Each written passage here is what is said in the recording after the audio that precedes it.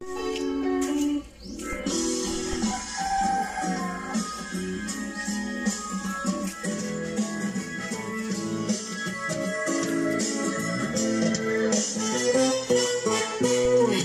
naman inaakala ikaw pala.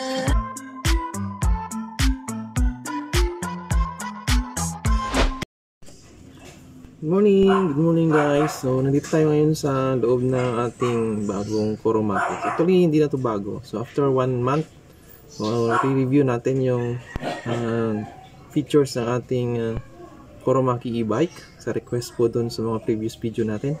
So tingnan natin kung ano ang performance nito after 1 month.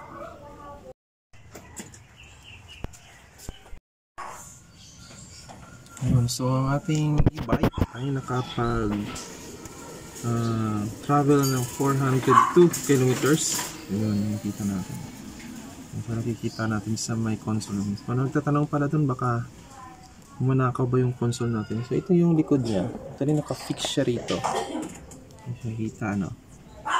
Fix siya dyan. Yan, hindi siya.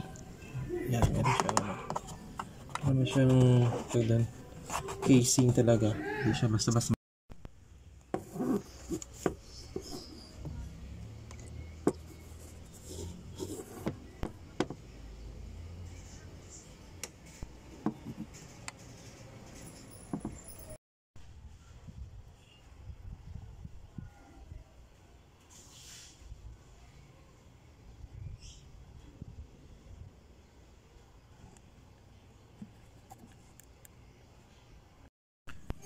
So hindi siya basta-basta makukuha dyan.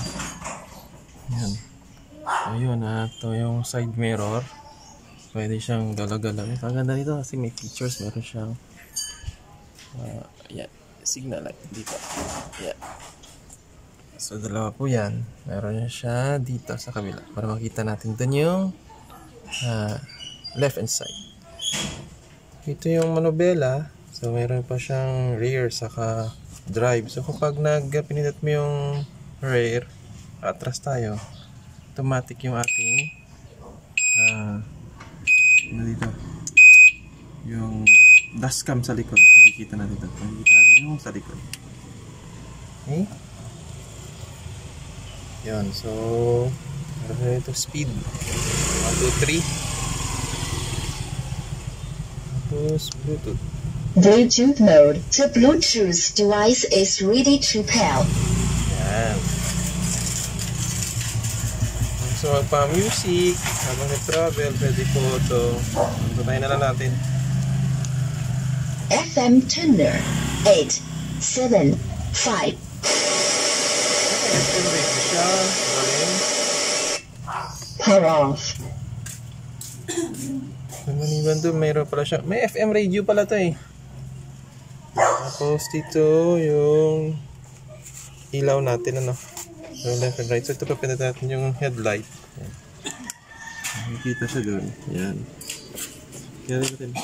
Yan. Okay? Ayun. So wiper, ito. Hindi ba na ulan, huwag natin built-in yun. So ngayon po ay hahatid tayo ng estudyante. So si Kuya ang unang customer ni Baby Pinty. Sipatin natin. Yan. So school na yan. Yan ang unang service natin. So yan. Nakikita na kanina. So mayroon ng headlight dyan. So bye bye. Alis na po sila.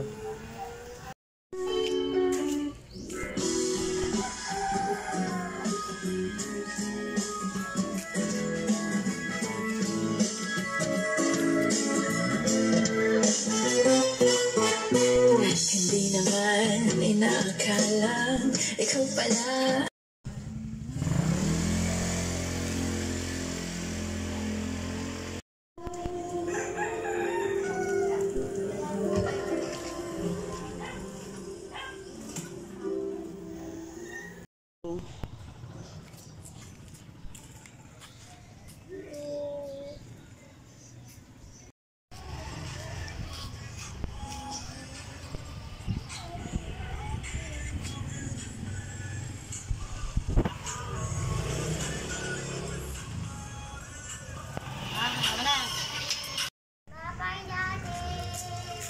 Bye-bye. Bye, love you.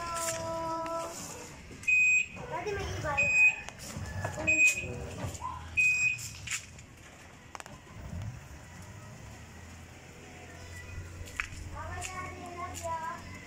Bye-bye, love you. Ito lang, hindi.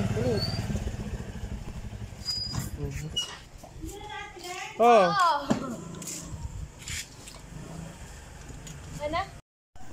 This time is 5 AM. So tayo naman po ang ihatid ni Pinty dun sa kanto, papuntang work ano.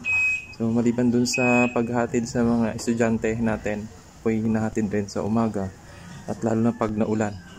So ito po yung isa sa mga advantage ni Coromax e-bike natin. So kami po ako po ay nasa service na araw-araw.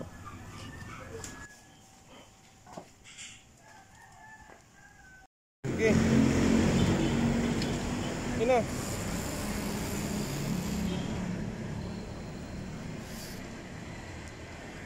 Gina. Walis na.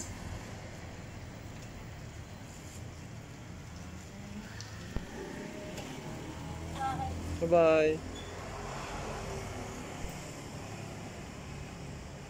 Diba, may ilaw pa rito si Pinty sa left right.